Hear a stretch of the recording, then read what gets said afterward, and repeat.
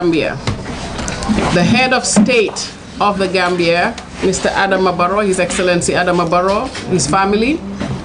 I will send my greetings to all the party leaders of the Gambia, the imams, the priests, the bishop of the Gambia, all the governors, the alcalos and chiefs of the Gambia, women, men and youth of the Gambia. I'm sending my greetings to all of you. This message right here today is about what we are going through in the Gambia. Li nga xamne mom lañ nekk di dunda ci Gambia, comme ni ma waxoon ci angale di nuyu ñëpp ñi nga xamne ñoo nekk ci Gambia, bokk ci Gambia, taxaw ci Gambia from jiiti réew bi be political party leaders yi, chief yi ak alkalo yi, bishop yi, church yi ñëpp maa ngi leen a nuyu ci seen tour ak seen sant ak seen taxawaay. We come here today to talk about all the crisis and everything that has happened or is happening in the Gambia. Yes, we did see the president giving his speech at the National Assembly. I will start from there. And it's about the oil saga. And he has confirmed that we have no oil. But meanwhile, we are watching all these TVs from Senegal and other countries telling us we have oil. Now, what I want to say on that is we're not going to dwell on that as political party leaders, as opposition that don't have the access to such. Because as oppositions, if you, the citizens that elect these people in office, cannot have access, then definitely we don't have access to. We're in the same pot as you. But be rest assured that we will get to the bottom of it, and we will know if Gambia or Gambia's children are privy or will have access to their livelihood or their future by knowing if we have oil or not. Ak ci biir NPP naka la jaxasoo ñoom ci seen boppa réglé wuñ. Their house is not in order, the country is not in order, nothing is in order. Now if we want to beat that, shouldn't we be in order? Shouldn't we be better? Shouldn't we be examples of who we want to be so that we can lead? But if we are doing the same things, just like they are, what is the difference? Okay, so they get you barene. Ah, negi UDP mu ngi jaxaso bon e Adama Barrow dina continue. Xana UDP rek ñoo fi nekk. UDP rek fi nekk. O Mama Kandeh mu ngi dem ci NPP. Xana Mama Kandeh rek fi nekk. Xana du ñun bokkuñ woon ci ñi sos GDC. Where's the majority of the Gambians? Where's the silent majority? I'm calling all of you, it's time to stand. Ngeen bàyyi seen xel bu baax ci politicians yi nga xam ne ñu ngi génn. Ñun nag luñ toog fii di wax bu bari. Yéen ñëpp gis ngeen problème bi nekk ci dëkk bi. Seen njiiti réew bu mu ne ñëw toog jaxarañ xool leen ci seen biir bët. Ne leen la ngeen foog amut. Du dëgg ñu ngi liggéey ba tey. Bonte day warul leen a toog di xool ñun mi nekk opposition dañu hold accountable ne nii ak nii ak nii yéen ñeen a am responsibility bi léegi parce que ñun ñëpp taxaw nañ ba am ngeen ci buuñaa moom des na si yéen ngeen taxaw xam fi ngeen bokka wala fi ngeen war a dem bokka taxaw ak ñooñu jogante waaye di toog ne Adama Barrow will win again because you want Adama Barrow to win again. That is a lazy mindset. That is a lazy mindset. What you need to do is to say, I am ready to stand with such, or this is where I am, and we fight the fight for 2021, 2026. 2026 is not about taking Adama Barrow out. We are not going to make the same errors we did in 2021, in 2016. 2026 is not about Adama Barrow. It's about our sovereignty. It's about us Gambians and what we have to move forward. You want Ibrahim Traore? You can get Ibrahim Traore in a woman. It doesn't have to be a man. Right.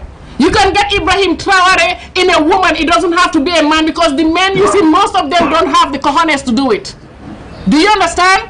And that is why you need to stand for that. We need people that are ready to work. We need people that are ready to ask questions. We need people, and you guys should not be afraid. You don't have to be a journalist to ask a question. As Gambians, you need to stand up for yourselves.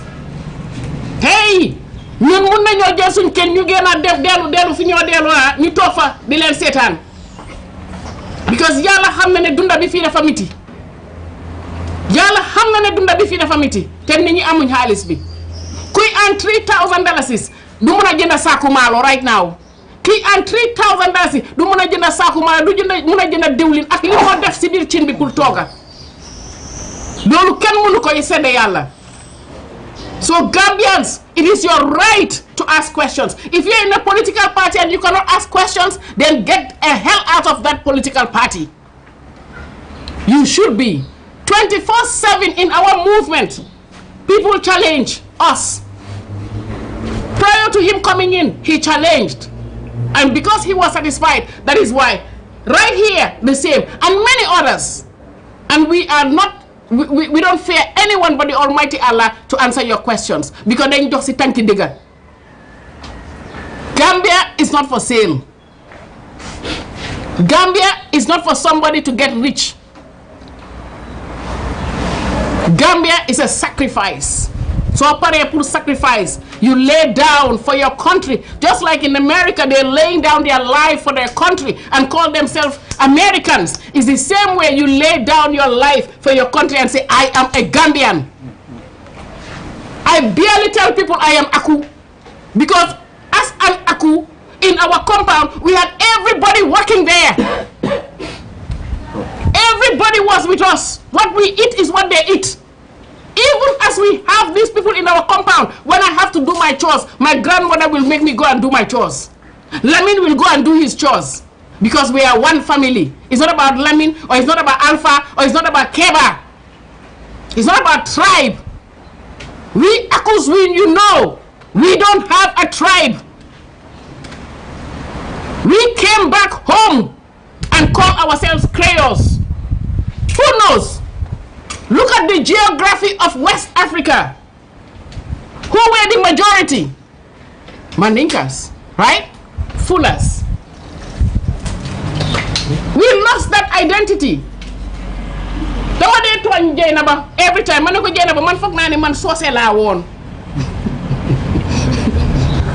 every time you watane lolu muy re ma joko firnde yi mu nanti mari mbula way maneko mbula. I'm telling you the truth. Billahi, sit down, let me tell you.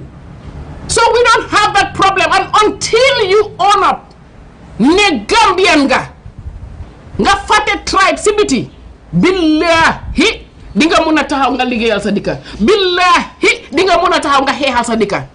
Parce que bo déggé 2026 ni ne do or die because guerre la. So yow guerre bi nga dem xéx pour Gambia change. Xana yow dañ ko xéx based on your tribe. Boo leen a dem Olympics tribe moo leen fa yóbbu. Boo leen a tukki bitim réew si airport bitim réew tribe moo leen fa yóbbu. Lan moo leen fa yóbbu? Do as a Gambian. The flag of the Gambia. How do you raise the flag of the Gambia high? Is by owning up. Tey boo gisee ñu ne America is great. It's because they take their flag and throw it high, put it high. But ñun Africans, they not benga hamne. All we see, we are tribe. They have already divided us by tribe and regions and sectors in Africa, and we are still living in that slavery mindset. And it's high time we begin to own up. You want to be Burkina Faso? It's not going to be easy, because how many times they attempted to his life? How many of our men are ready for life attempt here?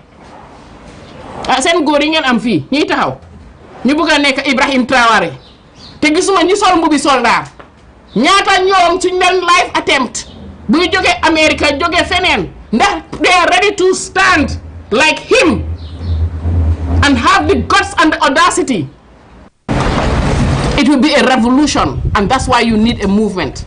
The reason why we are having all this tribal nonsense, all this religious nonsense, is because of this political mindset which was here during colonial era. This is all neo-colonialism. They put that mindset in your heads. In a political party, you have women president, women mobilizer, a youth president, youth mobilizer. The NPP has sacked their youth president. Just to show you how this, you know, you are so indispensable. They can just sack you like that. You're not significant to the growth of this country. How can you sack your youth president? How can you sack your youth mobilizer? Because that's how they see you. You're nothing but a mobilizer and a president. You're a sector in their governance. That's why when they sit in office, you have no women sitting on the right table. Only one or two, just like a sprinkle, like a dot, just to show that we are being fair by throwing two peppy mile off of one where, you know, we are gender whatever. And the same with the young people. So are you going to stand and continue that mindset till when? You want change? You want development? Then you need to be part of a movement that is inclusive. You look around us here. You look at some of the other people, members that are here cooking. They're all part of the movement and they all have a voice. I am a woman. If I had a political party, do I have a men president and men mobilizer? The whole constitution was designed for a man. But that's not right. There's no equal opportunity. There's no equal opportunity for our children. That is why all of you are marginalized. We need to break the cycle. We need to have a revolution where we say enough is enough and this is the way we go. When we go in to the government, we can invite elderly statesmen that have sacrificed their life for the Gambia to sit with us and reform the Gambia for the future of you and your children and your grandchildren for tomorrow. And that will be something they will leave behind. Lo xamne ñom ñep dañoo ñoo bokka ñu nekk an executive body ci biir suñ nguur gi ñu toog ñu liggéey ak ñun reform delloo leen ko yéen bu ko defee suñ wàccee ñun ñu retire yéen ngeen continue dëkk bi am nag continuation ku jiite dafa ñëw rek xool di tubaab yi day def ok président bi su toogee li ak la war a def 400 days li ak li. So that this is how other countries are working. Everything is already there. It's a template. It's just to move on. They just change a little bit. But it takes all of you to be part of that call. Tay waxtaan bi lool la. Tay waxtaan bi duñ fi tok di wax affaire diw ak diw am nak diw amut. Politician bu tok di wax affaire diw te amut clear information. Waxu len dëgg. Parce que information bi doo ko mën a am ba nga toog si biir xanaa nga nekk lawyer mën a dig out te foog nga taxaw ne danga taxaw pour loolu rek nga mën a am information yooyu because nguur moo ñu ëpp ñun ñëpp doole waaye tamit askan bi nga xam ne moo fa def ñi nga xam ne ñoo oo seen boppa nguur ñun ñooy nguur gi waaye ñun ñoo leen def as executive yéen si seen boppa each and every one of you mun ngeen a la daan ñu génn ci biti ñu toppatoo suñu réew. It takes all of us collectively. Man kàddu bu gàtta boobu laa am pour wax leen tey. Buguma che guda lolen am questions mun nga questions you can come. That's Mr. Bitey as our ASD, that's Mr. Sane, our campaign manager, and myself as the independent aspirant. Thank you all so much for coming, Jedel and Jeff, and I'll wait for that question. I came here before and I told you about people who came to our office and said they have A block and so forth, right? He talked about he knows more about, so we do have idea. But when you really want to know the whole truth, my dear, we are not privy to that as citizens. Even though I'm a politician, I'm a citizen. I'm not privy to that information. I cannot call Dr. Sisi and I need the information. If I go into the government today, I said, as a politician, I want to know what's going on, they're not going to talk to me. But you must have your means to generate it from them. That's how? What we expect from you. You are the journalist. No. You, the journalist, you have the means to get that information for us, for the citizens of the Gambia. That's why you are a journalist. A journalist's work is to do investigative journalism. It is you to get that information. Me, I'm just a citizen that is standing as a politician to set the record straight. I have my information and I know what to do when elected to be able to get all what I need to get to the bottom of it. And all the Gambians will have access to that information because it is your right to have that access. There are hard facts data that needs to be shared that can be evident. And your source of information, as much as you are a politician and can have inside information, there is a tendency of a shift in that information as it develops. My experience in the oil sector with the Gambia factually tells you that there is a discovery of blocks of oil, which is rigs, that have been identified on and offshore. So there are probably 6 in total, 4 offshore and 2 onshore. Now, if we go in depth to unveil all the information, which I will cite the ministers of energy who have been here and have convinced the former president and the current administration to go through certain negotiations and agreements, even having a company whose job is to explore and exploit oil. What does that tell you? There is a company called FAR. It's an Australian company, FAR Limited, right? They are what we call Purpose Service Vehicle Company. Purpose Service Vehicle Company means a smaller entity of a bigger company to take on contractual agreements on their behalf. So Petronas and Petronung are all part of those organizations that are the bigger companies, right? So if we are to dwell on the information individually, as you were explaining, PASTEF used that because PASTEF's access to the information was the individuals were inside the government. We were in the system before. Right? These are the guys who have first-hand information because they were part and parcel of either the exploration process, the taxing of those, because there is a system, there is a way in terms of getting a rig in a country. The first is to even find out if it exists. Now there's a lot of money involved to doing that. And the person or the company that will be buying that rig are not the one that are going to exploit it or explore it. They just have something that is said, there is a quantity of oil in there. They make an agreement with the owner, the country, and make that payment, right?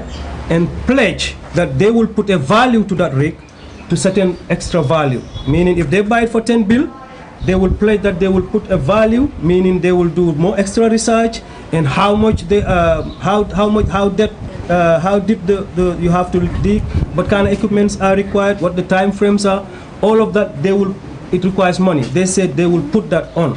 And then it will add the value from 10 bill to maybe 20.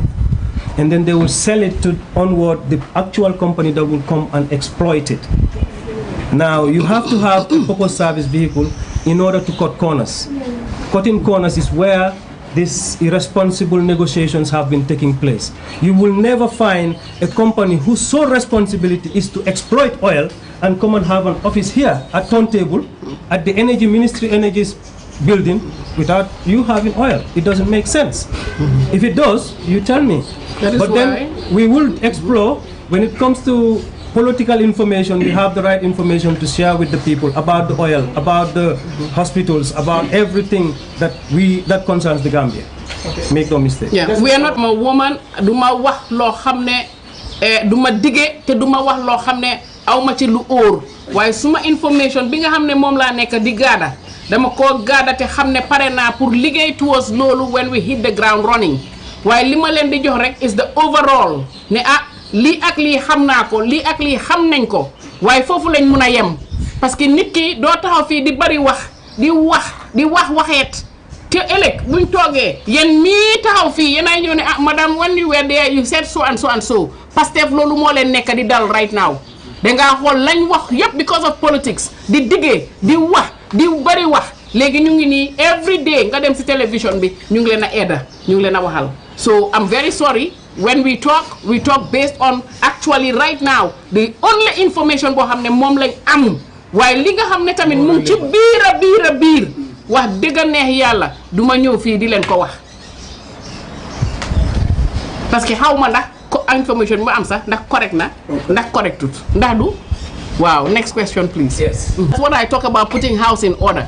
Now, the other putting house in order that you mean is about my citizenship. I always said that. I think you even asked last time. Okay, somebody asked last time, and I said, when it comes to that, and the constitution is not changed, I have absolutely zero problem to renounce my U.S. citizenship. I don't have a problem with that. I know what happened last time, and I'm ready for it this time. I'm more prepared this time. But we have time. It takes about 3 months to get that done, so it's not something that it's difficult. That's number one. Number two, Marisok has gone all over the country. Marisok has been all over. If you sit here today, if I call Basse, they will tell you I have my fan club there. When I went even endorse UDP and we went to the inside of Basse, we even have girls who were wearing Marisok t-shirt and they came there and they played. So Marisok is known in the whole Gambia. Alliance of Social Democrats. I founded the Alliance of Social Democrats with some of the youths that are here.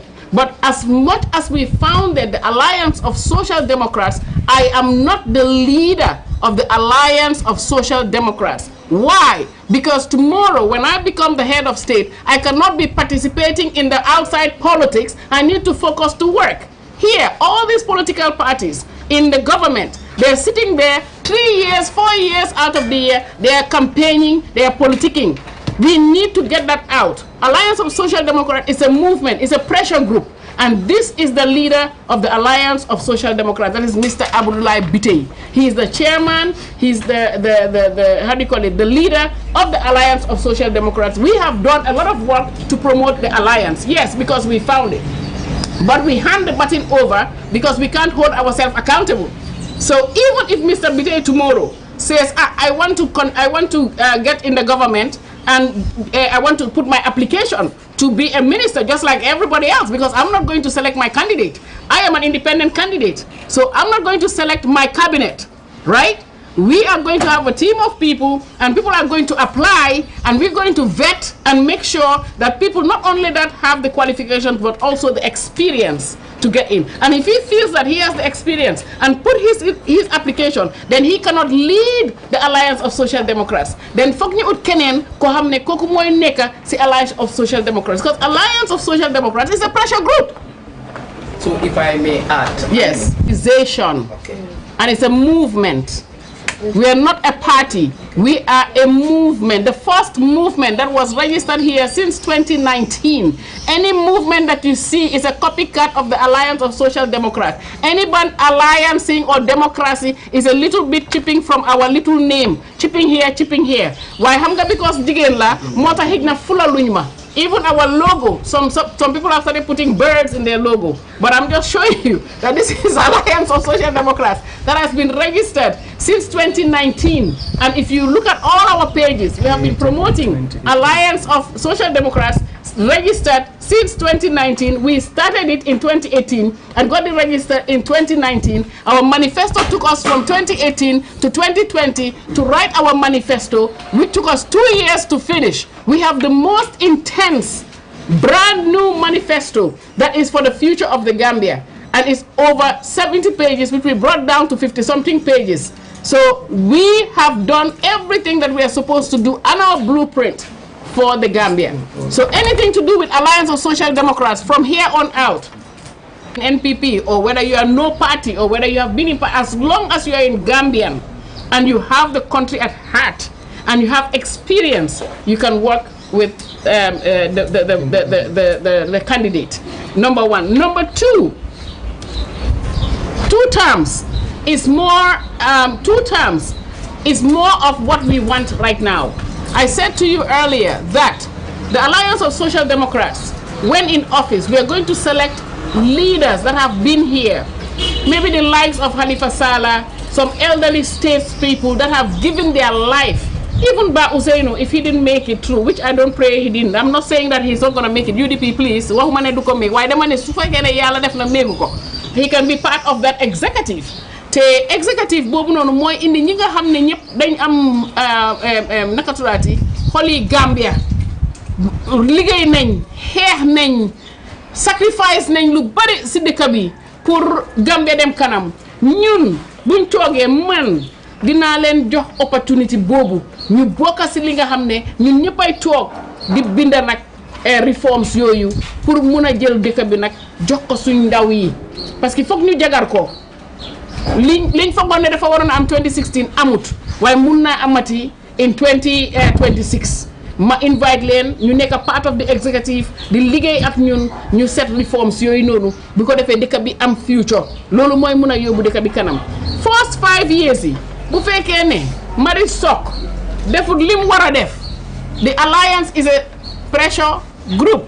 That pressure group will like, madam, your minister is not doing this, your minister is not doing that, they will be sacked. Madam, you yourself, you're not doing. At that 5 years, I will be sacked. Because the alliance can say, no, she's not performing to our expectation, it is high time we look for somebody else.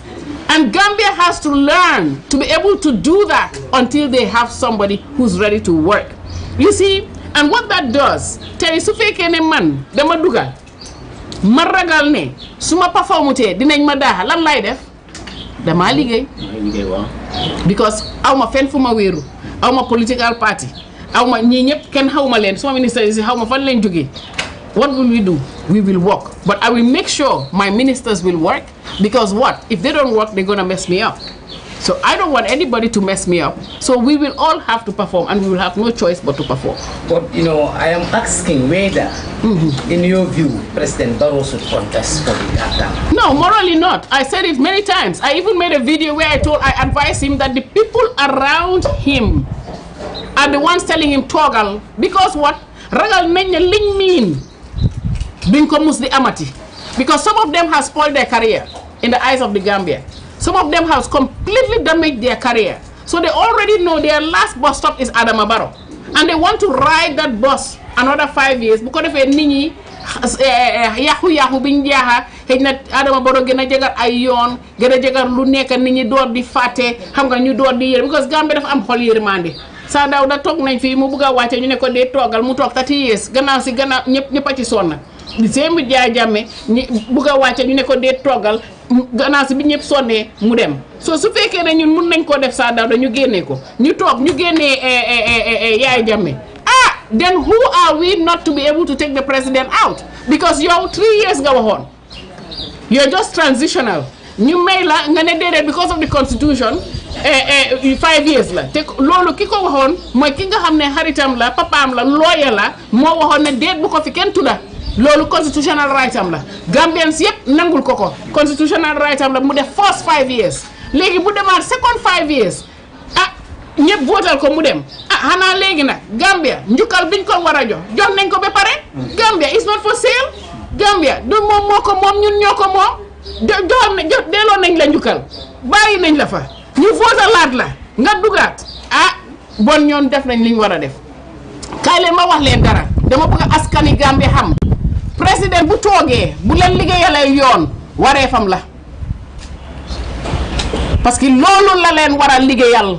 Parce que xaalis bi mu ko liggéeyal jógeewul ci poosam mu ngee leb xaalis bi ñu ngi ko leb xaalis bi wala ñu ngi ko may xaalis bi soo accès yoon bi mu leen di defal ba ay Jimara ba ay dëkk yi si nakatoa si dex gi yépp waree fam la président bu toog dafa am loo war a liggéey man su ma toogee first 5 years dafa am lu ma war a liggéey first su ma winatee ma delluwaat amna luma fi wara liggéey ma wacca suma morom ñew agali so su fekkee ne président Barrow dafa focus ci yoon rek den man tam mun naa ñëw ma focus si leneen loo xam ne mooy dundu nit ki ak su feebaree ak food sustainability ak yeneen mun naa cee yokk sax yoon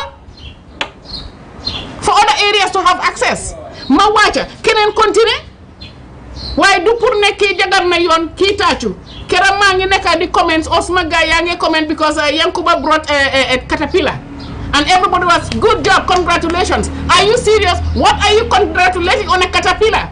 On a freaking bulldozer or are you serious? And this is why Gambian bi dafa war a xam. It is his job. Xaalis bi mu jël jógee wut ci poosam bi wala du moom moo dem mu jëndal ko boppam ñëw donate ko Brikama Area Council. Taalib mbalit yooyu noonu mbalit trash cans yooyu noonu mu indi génnewu ko ci poosam mu jënd ko. Loolu waree fam la looloo tax ngeen votal ko pour mu duga bu ko defee xaalis bi nga xam ne moom laa génnee foofu xaalis boobu noonu la war a jënda su jëndee bulldozer wala mu jënda tracteur wala mu jënda peel si xaalis boobu la ko génnee jënda ko pour liggéey goxam waaw dinañ ko taacul ne at least am nga xalaat bi pour def ko waaye waroon nga koo teel a door parce que yaa ngi fa ñaata at élection a ngi ñëw yéen ñëpp foog ne da ngeen di génn di def loo xam ne pour nit ñi jox leen upload hey kenn dofut bu leen kenn na politique yi naxaate dafa jeex moo tax ñu nekk di soona munoon naa jënd di same bulldozer 8 years ago munoon na koo jënd 7 years ago 6 years ago 5 years ago not 1.5 year close to election and the same with the other mayor te loolu laa bëgg askan bi xam fii booy uploadal loo xam ne is futuristic uploadal loo xam ne tey bu fekkee ne Marisol dafa indi train station ma indi train station indi train jar naa inaugurate te jar naa celebrate te jar naa tàccu waaye Marisol layer stone ngeen nekk di tàccu bon yéen da ngeen ñàkk a fayda ngeen baal ma nag si kàddu bi li tax may wax di waxee nii mooy pour rek Gambien bi xam ñi nga xam ne moom ngeen votal pour ñu toog seen liggéey liñ war a def seen wareef la waaye buñ fi indee loo xam ne kenn musu ko fee def comme Yaya Jammeh bi mu indee traffic light amuñ woon traffic light wax dëgg neex yàlla amuñ woon traffic light loolu jar naa celebrate léegi su fekkee ne Adama Barrow highway bi am jabar na ko ok even though OIC project na waaye jagar na ko jar naa celebrate waaye ay yoon yu sew yeeg ay bulldozer ay trash can ak ay come on let us rise above. We need better. Senegal right now is somebody sitting in Senegal and telling his girlfriend here or telling his boyfriend I'm in Dubai. He's doing video call. I look at the place. I said, I'm sorry, this woman is telling a lie. He's not in Dubai. He's right here in Senegal. He said, Dede Dubai la nek gis lo tahi. I said, li Senegal la. Da ngeen mumu torop. Mané len da ngeen mumu torop ki Senegal fi la nek xamé na building bi. Mu ne ma mu ne way Dubai la nek. Mané ko nekul ben Dubai. So just to show you how developed Senegal is, when nit tok fi di scam suñ nit ñi fi nan ko mu ngi Dubai. Come on, xana bëggu leen lu baax. Xana bëggu leen a mel ni Senegal. Xana bëggu leen ak génn ak seen cancati bu rafet génn fii nii mu nekk loo xam ne dañ ko raax mu tabax ngeen cekees dem bi ci tali bi. Instead putting time in nawet tey yéen a ngi yëpp journaliste di ngeen enu seen daala enu seen caméra yi enu yëpp teg ko seen boppa because fii yëpp a ngi am poto How many years? 60 years. And you call that independence? Now you talk about ECOWAS troops coming here from Nigeria for what? For what? These are the things that you guys have to do, investigative journalists. For what? Are we not peaceful? Bude dañoo dem guerre ñu wax ma dem jënd camouflage. Parce que man yeguma guerre bi fee nekk. Hey, naxaate bi dafa bari dafa jeex. Every and any government that will be serving the Gambian people from now on, we are already registered as such, and that's how we foresee to be in the future. In terms of joining political parties, no. We are an alliance. If a political party, house in order or out of order, it's what we want to get rid of because so it is. I'm referring to her as an independent candidate.